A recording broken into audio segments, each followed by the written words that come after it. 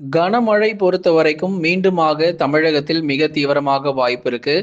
பெரும்பாலான மாவட்டங்கள்ல கனமழையாக பதிவாக போகிறது. எந்த நாட்கள்ல நமக்கு மழை ரொம்ப தீவிரமாக இருக்கும் என்பது குறித்து கண்டிப்பா நம்ம பார்த்து தெரிந்து கொள்ளலாம். நண்பர்களே, நீங்க மறக்காம ஒரு லைக் பண்ணுங்க, சப்ஸ்கிரைப் பண்ணி தொடர்ந்து சப்போர்ட் பண்ணுங்க.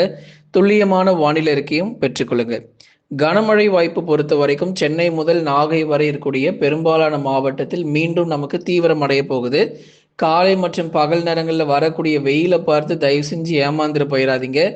மழை ரொம்ப தீவிரமாக இருக்க போகுது. ஒரு 3 முதல் 4 நாட்களுக்கு பெரும்பாலும் கனமழையும் ஓரிரு இடங்களில் மிக கனமழையும் நிச்சயமாக பதிவாகும். அடுத்த டார்கெட் நமக்கு டெல்டா தானாங்க. ஏன்னா மழை வாய்ப்பு ரொம்ப தீவிரமாக இருக்குமா அப்படின்னா கண்டிப்பாக நவம்பர் 4, 5, 6, 7 மற்றும் 8ஆம் தேதிகளில் மழை பொழிவு ஒரு பக்கம் ரொம்ப தீவிரமாக இருக்க போகுது. அதை பற்றி தான் நம்ம மிக விரிவாக நம்ம பார்க்க போகிறோம். நீங்கள் லைக் பண்ணுங்கள், சப்ஸ்கிரைப் பண்ணாதவங்க சப்ஸ்கிரைப் பண்ணி சப்போர்ட் பண்ணுங்கள். துல்லியமான வானிலை அறிக்கையும் பெற்றுக்கொள்ளுங்க. இனி வருகிற நாட்கள் மழையினுடைய தீவிரம் பொறுத்த வரைக்கும் மிக அதிகமாக இருக்கக்கூடிய நாட்களாகவே பார்க்கப்படுகிறது. தமிழகத்தில் மீண்டும் கன முதல் மிக கனமழை பொறுத்த வரைக்கும் நிச்சயமாக பதிவாகும். அதிலும் குறிப்பாக கடலோர மாவட்டங்கள் சற்று பாதிக்கப்பட வாய்ப்பு இருக்கு.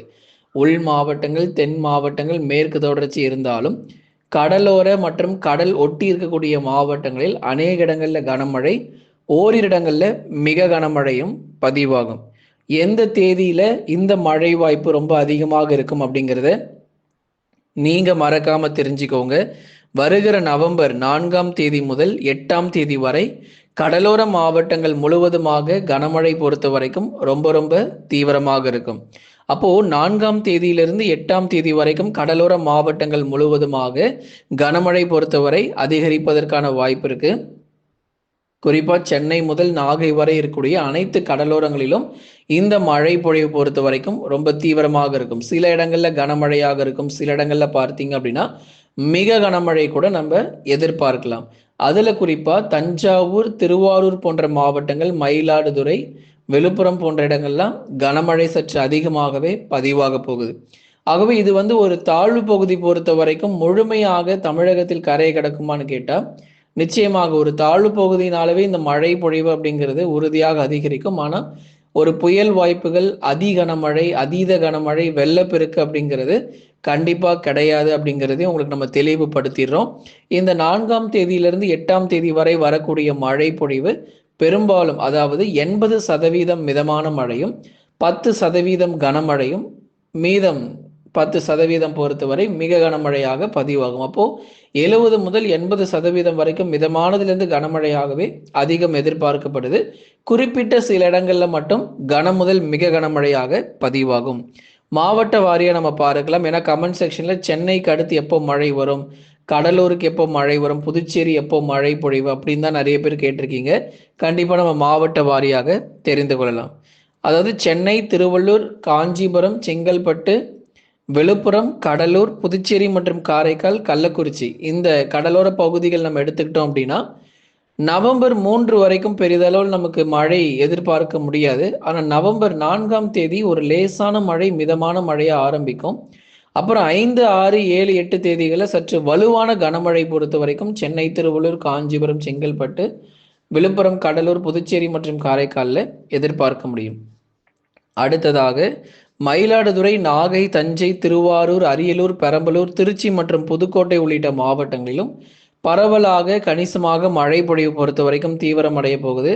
சில இடங்கள்ல நமக்கு டெல்டா மாவட்டங்கள்ல மிதமான மழையாக இருந்தாலும் சில இடங்கள்ல மிக கனமழையும் கொட்டி தீர்க்கும். குறிப்பா திருவாரூர் மாவட்டம் நன்னிலம், திருத்துறைப்பூண்டி, வேளாங்கண்ணி, வேதாரண்யம் போன்ற இடங்கள், அதே மாதிரி அந்த டெல்டா பகுதிகள் முழுவதுமாக பரவலாக கனமழை பொறுத்தவரை நிச்சயமாக அதிகரிக்கும். இந்த நவம்பர் முதல் வாரத்தில் கணிசமாக மழை பொழிவு இருக்கும். அதாவது அதுதான் நம்ம மறுபடியும் சொல்கிறோம், வெள்ளப்பெருக்கு ஏற்படுற அளவுக்கு மழை கிடையாது. மிதமானதுலேருந்து கனமழை, ஓரிரு இடங்களில் மிக கனமழையாக பதிவாகும். அப்போ கடலோர மாவட்டங்கள் மட்டுமே தான் மழை இருக்குமா, அப்போ மற்ற இடங்களில் மழை பொழிவு இருக்காதா அப்படின்னு நிறைய பேர் கேட்டிருந்தீங்க. அதையும் நம்ம கண்டிப்பாக நம்ம பார்க்கலாம். குறிப்பாக இந்த சென்னையிலிருந்து நாகை வரை இருக்கக்கூடிய அனைத்து கடலோரங்களிலும் கனமழையானது வெளுத்து வாங்கும். நவம்பர் 3ஆம் தேதி வரை தமிழகத்தில் மழை வாய்ப்பு குறைவாக தான் இருக்கும். அதையும் சொல்லிடுறோம். ஏன்னா மழை எப்போ வருதுங்கிறத மட்டும் நம்ம சொல்லக்கூடாது. மழை எப்போ கிடையாது, எது வரைக்கும் இருக்காது, எதுக்கு அப்புறம் இருக்கும் அப்படிங்கிறத நம்ம தெளிவாக சொல்லி ஆகணும்.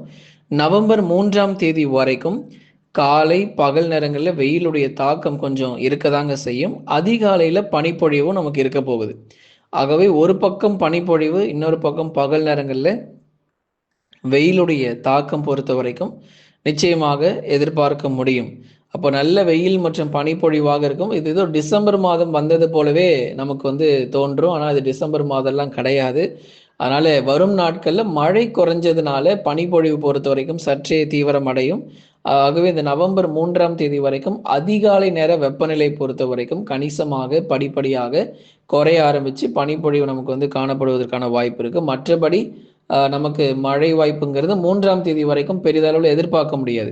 ஆனா 4ஆம் தேதியிலிருந்து 8ஆம் தேதி வரைக்கும் இருக்கக்கூடிய இந்த சில நாட்கள் தான் கனமுதல் மிக கனமழையாக நமக்கு பதிவாகும். உள் மாவட்டத்துல மழை வாய்ப்பு எப்படி இருக்கும் அப்படிங்கிறத நிறைய பேர் கேட்டிருந்தீங்க. அதாவது குறிப்பாக உள் மாவட்டங்கள், வட தமிழக உள் மாவட்டங்களான வேலூர், திருப்பத்தூர், ராணிப்பேட்டை, திருவண்ணாமலை, கிருஷ்ணகிரி, தருமபுரி, சேலம், நாமக்கல், கரூர், திருப்பூர், ஈரோடு போன்ற மாவட்டங்கள்ல 3ஆம் தேதி வரை பகல் நேர வெயிலும், அதன் பிறகு வரும் நாட்கள் நவம்பர் 4லிருந்து 9 வரை இருக்கக்கூடிய தேதிகள்லாம் லேசான மற்றும் மிதமான மழையாக விட்டு விட்டு கணிசமாக அதிகரிக்க வாய்ப்புகள் இருக்கு. ஆகவே மழை அப்படியே இல்லாமல்லாம் நமக்கு ஓய்வு கொடுத்துடாது. ஏன்னா வடகிழக்கு பருவமழை பொறுத்த வரைக்கும் ஜனவரி பொங்கல் நாட்கள் முடிந்த பிறகு வரைக்குமே கூட பருவமழை தொடரும் அப்படிங்கிறத நம்ம சொல்லியிருக்கிறோம். அதனால ஒரு சிறிய இடைவெளி பொறுத்த வரைக்கும் மழை கொடுத்தாலுமே கூட மீண்டுமாக நல்ல ஒரு கனமழை வாய்ப்புகள் நிச்சயமாக எதிர்பார்க்க முடியும். அப்போ நவம்பர் மற்றும் டிசம்பரில் தீவிர நிகழ்வுகளானது உறுதியாக கரை கடந்து அந்தந்த மாதங்களில் பெய்ய வேண்டிய இயல்பான மழையை விட கூடுதல் மழையாக தான் ஒவ்வொரு மாதங்களிலும் நம்ம பார்த்துட்டு இருக்கிறோம். செப்டம்பர் ஆகட்டும், அக்டோபர் ஆகட்டும், நமக்கு ஒவ்வொரு நாளுமே நமக்கு ஒரு மழையினுடைய தீவிரமாகவே இருந்துச்சு. அக்டோபர் பொறுத்தவரை வடகிழக்கு பருவமழை தொடங்குறதுக்கு முன்பதாகவும் கனமழை ரொம்ப தீவிரமா இருந்து, தொடங்கிய பிறகும் கனமழை ரொம்ப தீவிரமா கொட்டி தீர்த்ததை பார்த்தோம். எங்கு பார்த்தாலும் தண்ணீர் சூழ்ந்து காணப்பட்டதை நம்ம தொடர்ந்து பார்த்தோம். குறிப்பாக தாழ்வான பகுதிகளிலும் அதிக மழை பொழிவு அப்படிங்கிறது பதிவாயிருந்துச்சு. இப்போ இனி வரும் நாட்கள்ல மழை குறைவா இருந்தாலும் மீண்டுமாக கனமழையானது வெளுத்து வாங்கிரும். தென் மாவட்டங்கள் வானம் ஓரளவு மேகமூட்டமாகவும் பகல் நேரங்களில் வெப்பநிலை பொறுத்தவரை கணிசமாக அதிகரிக்க தொடங்கும். மதுரை முதல் கன்னியாகுமரி வரைக்கும் இருக்கக்கூடிய பெரும்பாலான பகுதிகளில் மழை ரொம்பவே குறைஞ்சி போயிருக்கு. மறுபடியும் தென் மாவட்டத்தில் கனமழை வருமானால் நவம்பர் இறுதியில் வரக்கூடிய தாழ்வு பகுதியின் காரணமாக தென் மாவட்டத்தில் கடும் கனமழை பொறுத்தவரை நிச்சயமாக ஏற்படும். நவம்பர் 3ஆவது வாரத்தில் வரக்கூடிய தாழ்வு பகுதியின் காரணமாக தமிழக கடலோர மாவட்டங்கள் முழுவதுமாக கடும் கனமழையானது ஏற்படுவதற்கான வாய்ப்புகள் இருக்கு. இந்த நவம்பர் முதல் 2 வாரங்கள்ல உருவாகக்கூடிய தாழ்வு பகுதியின் காரணமாக மிதமான மழை மற்றும் கனமழையாக மட்டுமே அதிகபட்சமாக எதிர்பார்க்கப்படுது. அப்ப இதுல இருந்தே உங்களுக்கு புரிஞ்சிருக்கும் எப்பொழுதெல்லாம் நமக்கு தாழ்வு பகுதி, எப்பொழுதெல்லாம் தாழ்வு மண்டலம் அல்லது ஆழ்ந்த காற்றழுத்த தாழ்வு மண்டலம் என்பது குறித்து. ஆகவே நவம்பர் 3ஆவது 4ஆவது வாரத்துல தீவிர நிகழ்வுகள் பொறுத்தவரை நிச்சயமாக இருக்கும். இந்த முதல் 2 வாரங்கள் பொறுத்த வரைக்கும் தாழ்வு பகுதியாக உருவாகி தமிழகத்தில் கரையை கடந்து கன முதல் மிக கனமழையாக கொட்டி தீர்க்கும். லைக் பண்ணுங்க, மறக்காம சப்ஸ்கிரைப் பண்ணி தொடர்ந்து சப்போர்ட் பண்ணுங்க.